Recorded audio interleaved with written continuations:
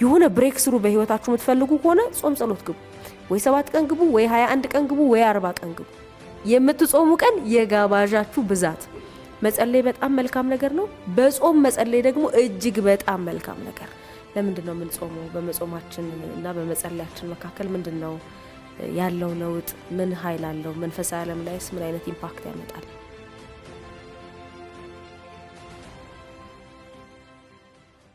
ሰላም ለእናንተ ይሁን። በጌታ የተወደዳችሁ የእግዚአብሔር ቤተሰቦች እየተከታተላችሁ ያላችሁ ትረቡኒ የወንጌል አማኞች ድምጽ የተሰኘ ሚዲያችን ነው። እኔ ደግሞ አብሬያችሁ ያለሁት የእግዚአብሔር ምሕረትና ጸጋ ይብዛልኝ እህታችሁ ቤተልሔም ግዛው ነኝ። አጭር ቆይታ አብረን እናደርጋለን። እግዚአብሔር እንደሚናገረን ብዙ እምነት አለኝ። ኢየሱስ ጌታ ነው። ወደ ትምህርታችን ከመግባታችን በፊት ግን አጭር ጸሎት እንጸልያለን። ግን ደግሞ የዛሬው ትምህርታችን ርዕስ ጾምና ጸሎት የሚል ነው። በደንብ ብዙ አይነት ጾምና ጸሎቶችን እናያለን። ለምንድነው የምንጾመው? በመጾማችን እና በመጸለያችን መካከል ምንድነው ያለው ለውጥ? ምን ኃይል አለው? መንፈሳዊ ዓለም ላይስ ምን አይነት ኢምፓክት ያመጣል የሚለውን ውስንና በጣም ሲሪየስ አንድ ክርስቲያን ሊያውቀው የሚገባ እውነቶችን እናያለን ማለት ነው። ነገር ግን ወደ እግዚአብሔር ቃል ከመሄዳችን በፊት አብረን እንጸልይ። እግዚአብሔር ሆይ በጌታ በኢየሱስ ስም እናመሰግናለን። አንተ የሚጠጉህን የሚያደምጡህን ላንተ ጊዜ የሚሰጡትን ተወዳለህ። በእነሱ ደስ ትሰኛለህ። ጸሎትን ትሰማለህ፣ ትመልሳለህ፣ ታነጋግረናለህ፣ ታወራናለህ። ጌታ ሆይ በኢየሱስ ስም ስለዚህ ወዳጅነትህ፣ ስለዚህ አባትነትህ እናመሰግናለን። ጌታ ሆይ ደግሞ አሁንም ስታስተምረን በምታስተምረን ቃል 30 60 100 እንድናፈራ በጌታ በኢየሱስ ስም ጸጋህ እንዲያግዘን እኔ ጸልያለሁ። እግዚአብሔር ሆይ ደግሞ እኔንም ታናሽ ባሪያን እንድትረዳኝ በእኔ አልፈህ እንድትናገራቸው እኔንም እንድትናገረኝ ጌታ ሆይ እኔ ጸልያለሁ። ስለ ሁሉ ተመስገን። የትኛውም የጨለማ አሰራር በደምህ ጉልበት የታሰረ እንዲሆን እኔ ጸልያለሁ በጌታ በኢየሱስ ስም አሜን። የእግዚአብሔር ስም የተባረከ ይሁን። ስለ ጾም ስናስብ በተለምዶ ብዙ ሰው ይጾማል። ለምን እንደሚጾም ግን አያስተውልም። ጸሎት ደግሞ ከጾም በላይ በጣም ኖርማል እንደሆነ ይታሰባል። ሰዎች ሁሉ ይጸልያሉ። ግን ደግሞ እንዴት መጸለይ እንዳለብን በመጽሐፍ ቅዱስ እንዴት መጸለይ እንዳለብን በጣም ብዙ ስፍራ ላይ ተቀምጦልናል ማለት ነው። ብዙ ጸሎቶችን ጸልየናቸው አይመለሱም። አንዳንድ ጸሎቶች ደግሞ ተጸልየው ይመለሳሉ። አንዳንድ ሰዎች ደግሞ ስፔሻሊ የጸለዩት ጸሎት ሁሉ ይመለሳል። የአንዳንድ ሰዎች ጸሎት ደግሞ ጸልየው አይመለስም። ለምንድን ነው? እግዚአብሔር ስለሚያዳላ ነው? የአንዳንድ ሰዎችን ጸሎት ብቻ ስለሚወድ ነው? ፌር ስላልሆነ ነው? እግዚአብሔር አይደለም። ጸሎት እንደ እግዚአብሔር ቃል ከተጸለየ እግዚአብሔር ይመልሳል። አንዳንድ ጸሎት ናቸው ብለን የምናስባቸው ጸሎቶች በእግዚአብሔር ፊት ጸሎት አይደሉም።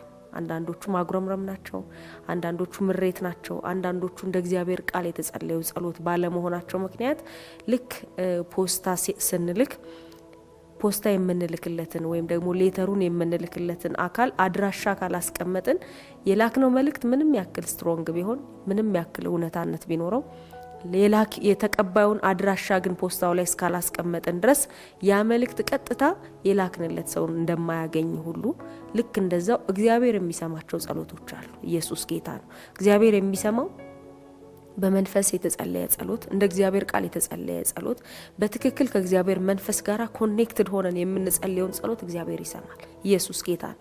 ከዛ ውጭ ግን በማጉረምረም ልክ በተለምዶ እንደምንለው የኔን ጸሎት አትሰማም፣ የገሊትን ግን ወዲያው ትመልሳለህ፣ ይሄውን ነገሌ ቤት እንዲያረክኛ ቤት ግን ምንም የለም ምናምን እያል ታደላለህ ወይ ለነገሌ እንደዚህ ያደረክ ለኔ ግን ምን ነው ዝም አልክ ምናምን እያልን የሆነ የልባችንን ሐዘን ምናምን የምንገልጻቸው አይነት ጸሎቶች አሉ። እነሱ ጸሎቶች እግዚአብሔርን አድሬስ አያደርጉትም።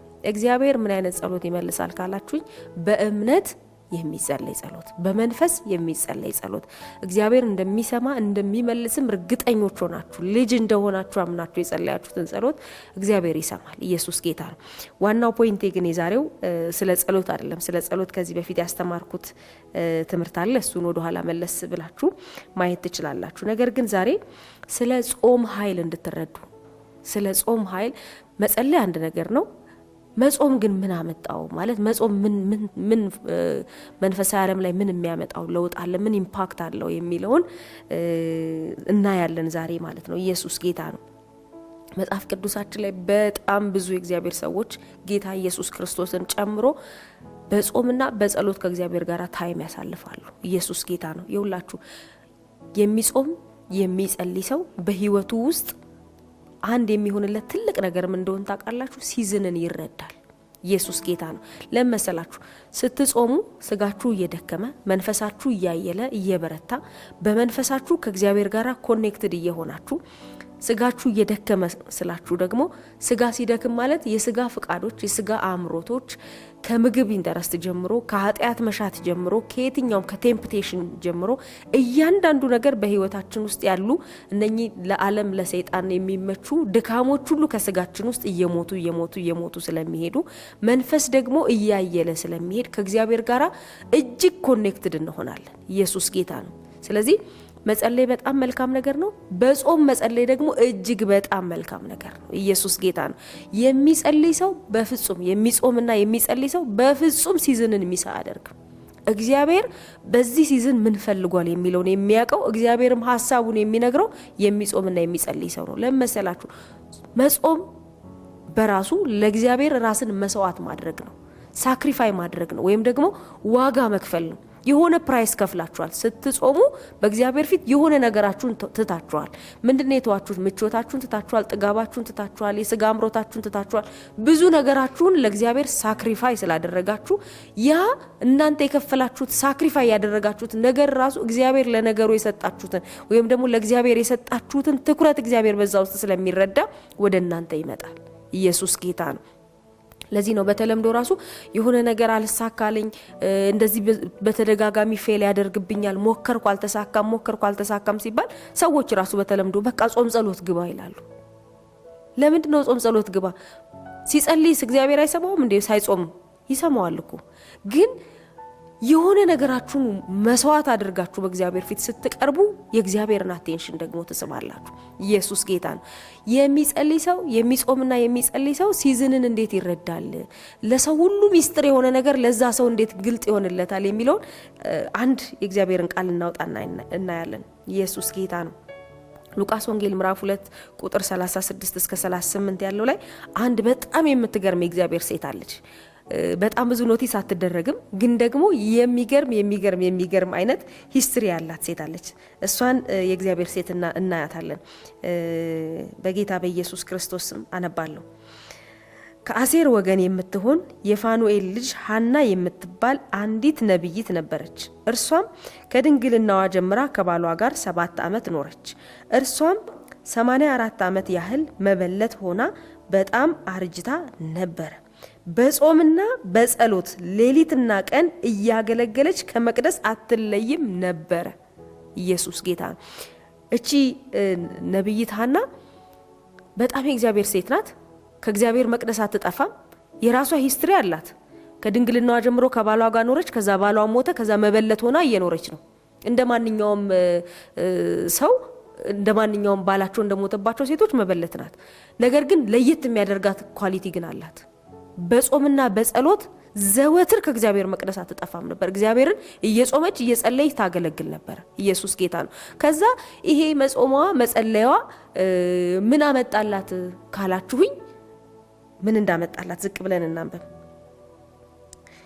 ይሄ ክፍል ማለት ከዚህ ቀደም ብሎ እነ ማርያም ጌታ ኢየሱስ ክርስቶስን ወደ መቅደስ ከተወለደ በኋላ በእቅፏ ማርያም ይዛው የመጣችበት ታይም ነበር። ከዛ ስምዖንን ታውቁታላችሁ። ስምዖን አየና ጌታ ኢየሱስ ክርስቶስ መወለዱን አየና በቃ ጌታ ሆይ አሁን ባሪያህን በሰላም አሰናብተው ይበቃኛል ብሎ ደስ ተሰኘና እግዚአብሔርን አመሰገነ። ከዛ በዛ ሞመንት በጣም የሚገርመው ነገር በዛ ሞመንት እቺ ሴት መጣች። ለምን መጣች ካላችሁኝ እቺ ሴት ይውላችሁ መንፈሳዊ ዓለሟ ከእግዚአብሔር ጋር ኮኔክትድ የሆነ ዓለም ያላት ሴት ናት። መንፈሳዊ ዓለሟ ላይ ሲዝንን እንድታቅ እግዚአብሔር ኦልሬዲ የከፈተላት ሴት ናት። ለምን? በጾምና በጸሎት ዘወትር እግዚአብሔርን ታገለግል ነበረ። አዌክ ነበረች። ንቁ ሴት ነበረች መንፈሳዊ ዓለም ላይ። ነብይትም ደግሞ ነበረች። ከዛ ምን ይላል? በዚያችም ሰዓት ቀርባ እግዚአብሔርን አመሰገነች ይላል። ልክ ስምዖን ጌታ ኢየሱስ ክርስቶስን በማርያም እቅፍ ላይ አይቶት ደስ ተሰኝቶ ባሪያህን በሰላም ታሰናብተዋለህ ብሎ ልክ ባለ ሞመንት ይቺ ሴት መጣችና ያንን ሰው ሁሉ ያላወቀውን የዓለም መድኃኒት መወለዱን የናዝሬቱ ኢየሱስ መወለዱን የዓለም ቤዛ መወለዱን የማርያም እቅፍ ላይ ገና ሕፃን ሆኖ ሳለ ይቺ ሴት አየችው። ኢየሱስ ጌታ ነው። እግዚአብሔር ለምን ይሄንን እድል ሰጣት? ለሌሎቹ ለምን አልተሰጠም? ከዛ በኋላ እኮ ኢየሱስን ብዙዎች ሳይቀበሉት ኖረዋል። ምክንያቱም በፍጹም አምላክ ሰው ሆኖ አይመጣም። በፍጹም አምላክ የዓለም መድኃኒት አማኑኤል ከአንድ አናጺ ቤተሰብ አይወጣም። ማርያምን እናውቃታለን፣ ዮሴፍን እናውቀዋለን። በፍጹም የዓለም መድኃኒትና የዓለም ቤዛ ወይም ደግሞ አምላክ ሰው ሆኖ እነሱ ቤት አይገኝም። ከተገኘም እነሱ ቤት መገኘት የለበትም ብለው በጣም ብዙ ያልተቀበሉት እኮ ሰዎች አሉ ኢየሱስን። በጣም የሚገርመው ነገር ግን እቺ ሴት መንፈሳዊ ዓለሟ በጣም አክቲቭ የነበረ ስለሆነ በጾምና በጸሎት ከእግዚአብሔር ጋር ህብረት ያላት ሴት ስለነበረች እግዚአብሔር ይህን ቻንስ ሰጣት። በዚያ ሞመንት መጣችና በዚያም ሰዓት ቀርባ እግዚአብሔርን አመሰገነች። የኢየሩሳሌምንም ቤዛ ለሚጠባበቁ ሁሉ ስለ እርሱ ትናገር ነበረ። ኢየሱስ ጌታ ነው። ቤዛቸውን ይጠባበቁ የነበሩ ኢየሱስን በመጠባበቅ ውስጥ ለነበሩ ሰዎች ስለዚህ ትናገር ነበረ። ስለዚህ እግዚአብሔር እድል ሰጣት። አያችሁ፣ በጾምና በጸሎት በእግዚአብሔር ፊት ስትሆኑ እግዚአብሔር ሲዝንን እንድታውቁ ያደርጋችኋል። በዛን ሲዝን የዓለምን ቤዛ እግዚአብሔር እንደላከው ብዙዎች አላስተዋሉ። ይቺ ሴት ግን በአይኗ አየችው። ስለዚህ መጾም ያለብን እንደው ዝም ብለን መጸለይ ስላለብን ብቻ አይደለም። በጾምና በጸሎት በእግዚአብሔር ፊት ስንሆን መንፈሳዊ ዓለም ላይ እግዚአብሔር ያሰበውን ፕሮግራም እንድንረዳ ያደርገናል። እግዚአብሔር ቀጥሎ ምን ሊሰራ እንደሆነ፣ አሁን በዚህ ሰዓት ምን እየፈለገ እንዳለ፣ ቀጥሎ ከዚህኛው ሲዝን በኋላ ምን ሊያመጣ እንዳለ እግዚአብሔር እንድንረዳ ለእግዚአብሔር አቬለብል ያደርገናል መጾም። ኢየሱስ ጌታ ነው። ምግብ ላይ በጣም ታላቅ ሚስጥር እንዳለ ታውቃላችሁ። ለዛም ነው የመጀመሪያ ሔዋን በምግብ ነው የሳተችው። ከዛ ደግሞ ሰይጣን መጣና መጀመሪያ ታስታውሳላችሁ ይዋላት አየችው። ከዛ ላይኗ ማማራት ጎመጀች። ከዛ ብትበሉት እኮ እንዲህ ትሆናላችሁ ምናምን ብሎ የሆኑ ፕሮሚሶች ነገራት። ከዛ እሺ ብላ በላች። አዳምን በላ። ከዛ ከኤደን ገነት ወጡ። በእግዚአብሔርና በሰው መካከል በምግብ ምክንያት ጥል መጣ። ከዛ በጣም የሚገርመው ነገር ልክ ጌታ ኢየሱስ ክርስቶስ 40 ቀንና 40 ሌሊት እየጾመ ሳለ ሰይጣን መጣ። በተመሳሳይ መልኩ መጣና አንተ በእውነት አምላክ ከሆንክ አለው። በእውነት አምላክ ከሆንክ ይህንን ድንጋይ ዳቦ አድርገ ብላ አለው። ከዛ ጌታ ኢየሱስ ክርስቶስ ይሄ እንደዚህ አይነት ፈተና የተፈተነበት ታይም ማለት የጥጋብ ታይም አልነበረም። የ40 ቀን ጾም ላይ በነበረ ጊዜ ነው። ያ ማለት እንዴት ምግብ በራሱ ፈተና እንደሆነ ኢማጂን አድርጉት። ለዚህ ነው ብዙ ጊዜ አይታችሁ ከሆነ ጾም ዛሬ እጾማለሁ በቃ በጾምና በጸሎት ነው ማሳለፈው። ኢቭን መጸለይ እንኳን ካልቻልኩ እየጾምኩ ውዬ የሆነች ምቹ ሰዓት ጠብቄ እጸልያለሁ ያላችሁ ጊዜ ደውሎላችሁ የማያውቅ ሰው ይደውሉላችሁና ዛሬ ለምን በቃ ወደ ውስጤ ይመጣህና ነው ቁርጥ ለምን አልጋብዝም ምናምን ይላችኋል። የምትጾሙ ቀን የጋባዣችሁ ብዛት፣ በሌላ ቀን እንኳን ያጋብዟችሁ። የምትጾሙ ቀን ግን ያ ቃል ሰይጣንን ባይዘው ልክ ስትጾሙ ምን ሀፕን እንደሚያደርግ መንፈሳዊ ዓለም ላይ ምን እንደሚቀያየር ስለሚያውቅ የምትጾሙና የምትጸልዩ ቀን በጣም ብዙ ነገር ቻሌንጅ ያደርጋችኋል። ከራሳችሁ ከስጋ ፍላጎታችሁ ጀምሮ ከራሳችሁ አምሮት ጀምሮ በጣም ብዙ ቻሌንጅ ትደረጋላችሁ። እሱን ቻሌንጅ አልፋችሁ በጾማችሁ ስትጸኑ ነው ትክክለኛውን ብለሲንጋችሁን የምታገኙት። ኢየሱስ ጌታ ነው። ከዛ ሰይጣን መጣና ልክ እንደ አዳምና ሔዋንን በምግብ እንደጣለው ኢየሱስንም የሚጥል ስለመሰለው ሞከረ። ሰው በምግብ ብቻ አይኖርም ማለት ሰው በእንጀራ ብቻ አይኖርም ማለት ኢየሱስ ጌታ ነው፣ በእግዚአብሔር ቃልም እንጂ ኢየሱስ ጌታ ነው። ስለዚህ ፋስቲንግ ውስጥ እንግዲህ የመጨረሻው የኛ የህይወታችን አልቲሜት በቃ ምሳሌ ጌታ ኢየሱስ ክርስቶስ ነው። ጌታ ኢየሱስ ክርስቶስ ራሱ አምላክ ሆኖ ከጾመ ከጸለየ እኛ ደግሞ ሃው ማች ሞር ኢየሱስ ጌታ ነው። ኢየሱስ እኮ አምላክ ነው። አምላክ ሆኖ ነው የጾመውና የጸለየው። እኛ ደግሞ ሰዎች ነን። ምን ያክል በህይወታችን ውስጥ መጾምና መጸለይ እንዳለብን እንድታስተውሉ ፈልጋለሁ። የእግዚአብሔር እቅድም ስለሆነ ማለት ነውና የሆነ በህይወታችሁ ውስጥ ለየት ያለ መስመር ውስጥ መግባት የምትፈልጉ ከሆነ እግዚአብሔር የሆነ አዲስ ሲዝን በህይወታችሁ እንዲያመጣ የምትፈልጉ ከሆነ ወይም ደግሞ በተደጋጋሚ ህይወታችሁ ላይ እንደ ፈተና የሆነ እንደ ሳይክል እየተመላለሰ እየተደጋገመ ያለ የሆነ ምልልስ ካለና እሱን መስበር ከፈለጋችሁ ማድረግ ያለባችሁ ነገር ጾምና ጸሎት መጀመር ነው። ኢየሱስ ጌታ ነው። መጽሐፍ ቅዱሳችን ላይ በጣም ብዙ ቦታ የተጠቀሱ አሉ። 7 ቀን 21 ቀን 3 ቀን 40 ቀን የጾሙ ሰዎች አሉ። ኢየሱስ ጌታ ነው። ዳንኤል ታስታውሳላችሁ 21 ቀን በእግዚአብሔር ፊት መጸለይ ጀመረና ልክ እየጸለየ ጥያቄውን ጠይቋል፣ መልሶ አልተመለሰም። ቀኑ 21 ቀን ሆነ ማለት ነው። ከዛ በ21ኛው ቀን የእግዚአብሔር መልአክ መጣ ይላል። እየጾመ እየጸለየ ሳለ በ21ኛው ቀን መጣና ጸሎት ዴዋን ነበር የተሰማው። ዴዋን ተሰምቶ ግን ደግሞ ተቋቋመኝ፣ መልስህን ይዤ እንዳልመጣ የተቋቋመኝ የጨለማው ኃይል አለ።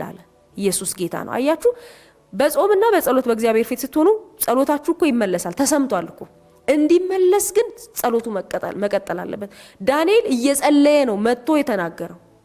የመጀመሪያ ቀን ግን ተሰምቷል። ስለዚህ ጾምና ጸሎት የሆነ ጊዜ ብቻ አርጋችሁ የምትተውት ነገር አይደለም። ኮንቲኒቲ እንዲኖረው ደግሞ ያስፈልጋል። ኢየሱስ ጌታ ነው። የሆነ ብሬክ ስሩ በህይወታችሁ የምትፈልጉ ከሆነ ጾም ጸሎት ግቡ። ወይ 7 ቀን ግቡ፣ ወይ 21 ቀን ግቡ፣ ወይ 40 ቀን ግቡ፣ ወይ ደግሞ እንደው በፍጹም አቅማችሁ ካልቻለ 3 ቀንም ቢሆን ግቡ። እግዚአብሔር ይወላችሁ ልክ ምግባችሁን መስዋዕት አድርጋችሁ ምቾታችሁን መስዋዕት አድርጋችሁ ኮስት አድርጋችሁ ልክ በእግዚአብሔር ፊት ስትቀርቡ እግዚአብሔር ደግሞ ሪዋርድ ያደርጋችኋል። ምናልባትም የመጀመሪያ ቀን ምንም ሀፕን ላይ ያደርግ ይችላል። አብዛኛውን ጊዜ እንደውም የመጀመሪያ የጾም ጸሎት ቀን ከባድ ውጊያ አለ። የእግዚአብሔር ፕሬዘንስ አይሰማችሁም። የሆነ በቃ እንቅልፍ ይላችኋል፣ ድካም ይላችኋል፣ መጸለይ ያቅታችኋል። በቃ ሁሉ ነገር ዳገት ይሆናል። የመጀመሪያ ቀን ስትጸልዩ አስተውላችሁ ከሆነ ዳገት ነው የሚሆነው። ከዛ ቀስ እያላችሁ ሁለተኛው ቀን ሲሆን ቀለል እያላችሁ ስጋችሁም ይሄ ምቾት ማጣቱን እየለመደው ከዛ ግን ቀናቶች እየተቆጠሩ ሲሄዱ ጾሙን እየለመዳችሁ ትሄዱና ምግብ መብላት ይረብሻችሁ ይጀምራል። ለምሳሌ አሁን 40 ቀን ጾም ጸሎት ከገባችሁ በኋላ 41ኛው ቀን ላይ ምግብ ብሉ ብትባሉ መብላት አትችሉም። ብትለመኑ የምትወዱት ምግብ ቢቀርብ መብላት አትችሉ። ለምን? በቃ ኦሬዲ ሲስተማችሁ አክሰፕት ስላደረገው። ኢየሱስ ጌታ ነው። ልክ እንደዛውም መብላት ለምደን ነው አለመብላትንም ደግሞ ራሳችንን ማስለመድ አለብንና በጾም ውስጥ ያለውን ኃይል እንድንረዳ ፈልጋለሁ። የትኛውም እግዚአብሔር በእናንተ ህይወት ላይ ጥሪ እንዳለው የምታምኑ ከሆነ በእግዚአብሔር ፊት ጾሙ፣ ጸልዩ፣ እግዚአብሔርን ጠይቁት፣ አውሩት። እግዚአብሔርን ሳክሪፋይ አድርጋችሁ በፊቱ ስትቀርቡ እግዚአብሔር መጥቶ ያወራችኋል፣ ያናግራችኋል። መምጣት ግድ ይሆንበታል። ጌታ ኢየሱስ ታስታውሳላችሁ በሰማሪያ ማለፍ ግድ ሆነበት ይላል። በሰማሪያ ማለፍ ግድ የሆነበት የመሲሁን መምጣት የምትጠባበቅ አንዲት ሴት መኖሯ ነው ኢየሱስን አትራክት ያደረገው። ልክ እንደዛው በእግዚአብሔር ፊት በጾምና በጸሎት ስትሆኑ ከልባችሁ ከሱ ጋር ማውራት መፈለጋችሁንና መወሰናችሁን እግዚአብሔር ሲያይ ይመጣል። ኢየሱስ ጌታ ነው። ተጨማሪ አንድ ጥቅስ ልጨምርላችሁና ጨርሳለሁ። ሐዋርያት ሥራ ምዕራፍ 13 ቁጥር 1 እስከ 3 ላይ ያለውን የእግዚአብሔርን ቃል ክፍል አነባለሁ። እዚህ ክፍል ላይ ቅዱሳን ሐዋርያት ተሰብስበው እየጾሙ እየጸለዩ ከእግዚአብሔር ጋር ህብረት እያደረጉ ሳለ መንፈስ ቅዱስ መጣ ይላል። ኢየሱስ ጌታ ነው። ይውላችሁ ልክ ስትጾሙ ስትጸልዩ በእግዚአብሔር ፊት ስትሆኑ ለእግዚአብሔር አቬለብል ስትሆኑ እግዚአብሔር የሆነ ቦታ ሰው መላክ ከፈለገ የሚጠቀመው እናንተን ነው። ለምን? በቃ በእግዚአብሔር ፊት ቀርባችኋል። ኦሬዲ ለእግዚአብሔር አቬለብል ናችሁ። እግዚአብሔር በሚሰራበት ጊዜ እናንተን ገንዘብ አድርጎ ያለ መጠቀም አይችልም። እዚህ ክፍል ላይ ልክ እንደሱ ነው። ተሰብስበው ደቀ መዛሙርቱ እየጸለዩ እየጾሙ ሳለ እንደዚህ ሆነ። እነዚህም ጌታን ሲያመልኩና ሲጦሙ መንፈስ ቅዱስ በርናባስንና ሳውልን ለጠራኋቸው ስራ ለዩልኝ አለ። በዚያም ጊዜ ከጦሙ ከጸለዩ እጃቸውንም ከጫኑ በኋላ አሰናበቷቸው ይላል። ኢየሱስ ጌታ ነው። እግዚአብሔር የሆኑ ሰዎችን መላክ ፈለገ። እነሱ እየጾሙ እየጸለዩ ነው። ከዛ መጣና የእግዚአብሔር መንፈስ ሁለቱን በርናባስንና ሳውልን ለጠራኋቸው ስራ ለዩልኝ አላቸው። ከዛ ኢሚዲየትሊ እነሱም በዛው እየጾሙ እየጸለዩ ባሉበት ኮንዲሽን እጃቸውን ጭነው ጸልየው ሰደዷቸው። ኢየሱስ ጌታ ነው። እግዚአብሔር እንዲጠቀምባችሁ የምትፈልጉ ከሆነ ለእግዚአብሔር አቬለብል ሆኑለት። ለእግዚአብሔር አቬለብል መሆናችሁን የምታሳዩበት አንዱ መንገድ ጾም ነው።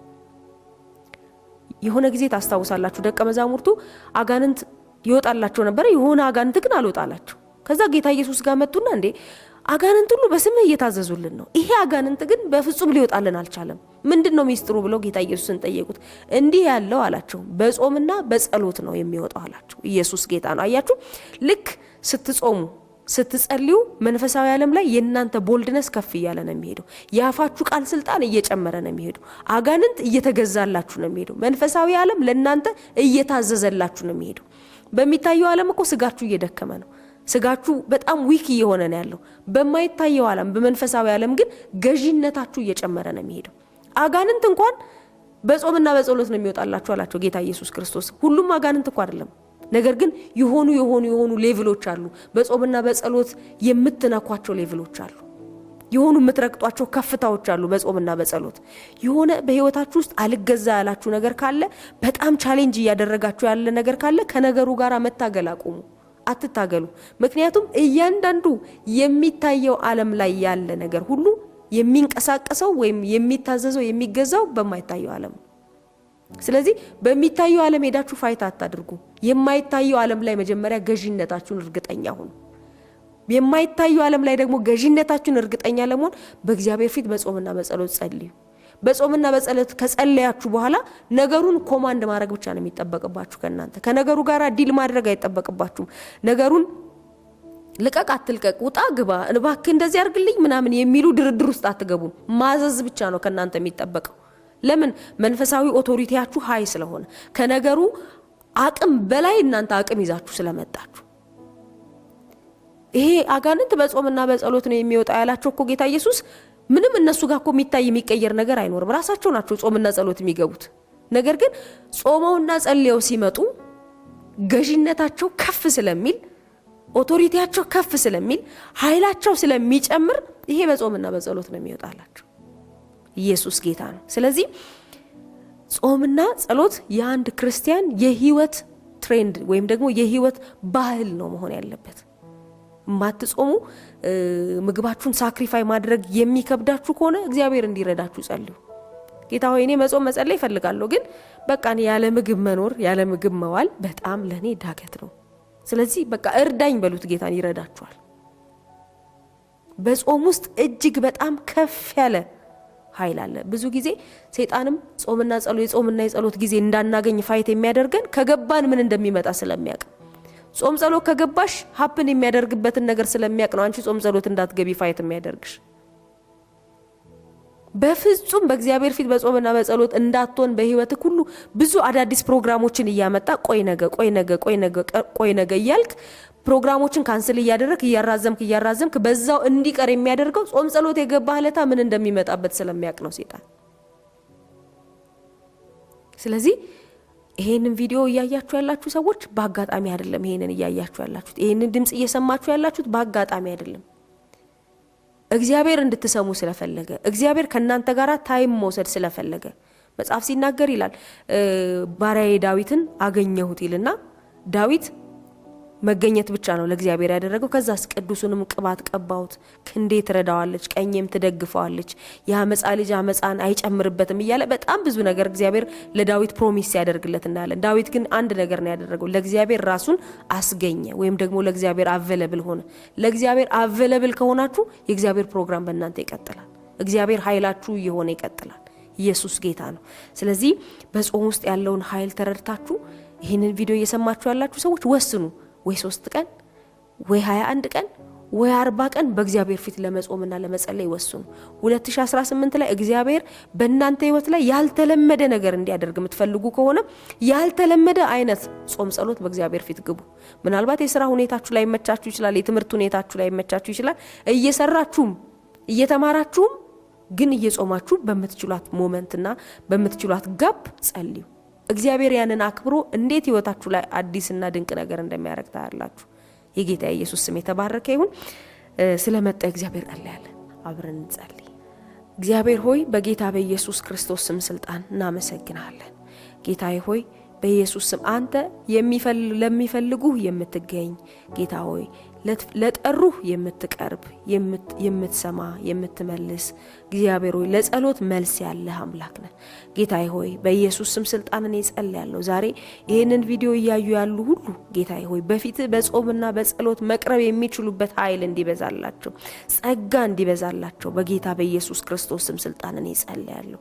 እግዚአብሔር ሆይ በኢየሱስ ክርስቶስ ስም ስልጣን እንዳይጸልዩ ፊትህን እንዳይፈልጉ በፊትህ በጾም እንዳይቀርቡ ጌታዬ ሆይ የትኛውም የተገዳደራቸው ያሰራቸው የትኛውም ስውር እስራት ቢኖር ዛሬ በጌታ በኢየሱስ ክርስቶስ ስም ስልጣን የተበጣጠሰ እንዲሆን እኔ ጸልያለሁ።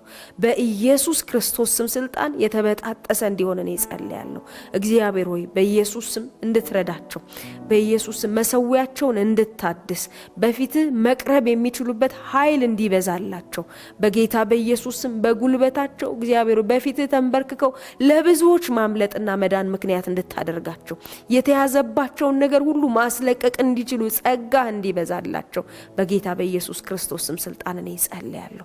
እግዚአብሔር ሆይ በኢየሱስ ክርስቶስ ስም ስልጣን ዳንኤል በፊትህ በጸለየ ጊዜ ጸሎቱን እንደሰማ እግዚአብሔር ሆይ መልሱንም እንደላክለት በጌታ በኢየሱስ ክርስቶስ ስም ስልጣን እኔ ጸልያለሁ።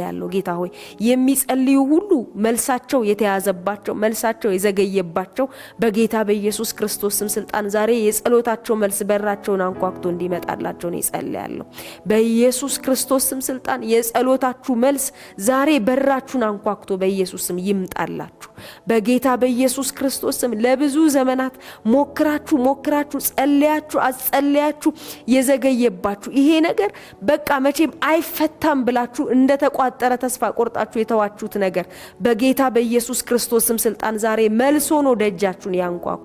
በጌታ በኢየሱስ ክርስቶስ ስም ስልጣን የለመናችሁት የጠየቃችሁት ያለቀሳችሁበት ጉዳይ ብቻ ሳይሆን እግዚአብሔር እንደባለ ጠግነቱ መጠን በጌታ በኢየሱስ ስም በክብር በክርስቶስ ኢየሱስ የሚያስፈልጋችሁን ሁሉ ይሙላባችሁ። በጌታ በኢየሱስ ክርስቶስ ስም ስልጣን የትኛውም ፍሬያማ አለመሆን ቢሆን ጭንገፋ ቢሆን በጌታ በኢየሱስ ስም ከህይወታችሁ ላይ የተጠረገ ይሁን። የትኛውም ባዶነት ከህይወታችሁ ላይ የተነሳ ይሁን። የትኛውም ነቀፌታ ከህይወታችሁ ላይ የተጠረገ ይሁን። በጌታ በኢየሱስ ክርስቶስ ስም ስልጣን እግዚአብሔር በኢየሱስ ስም ጸሎታችሁን ሰምቶ እንባችሁን ያብስላችሁ። የሐናን እንባ ያበሰ አምላክ የሐናን ጸሎት የሰማ አምላክ በጌታ በኢየሱስ ክርስቶስ ስም ስልጣን የእናንተንም ጸሎት ይስማላችሁ። የእስራኤልን ሕዝብ ጩኸት ያደመጠ አምላክ እግዚአብሔር በጌታ በኢየሱስ ስም ጩኸታችሁን ያድምጥላችሁ። እግዚአብሔር ሆይ ስለ ሁሉ እናመሰግናለን። ክብር ሁሉ ላንተ ይሁን በኢየሱስ ስም አሜን።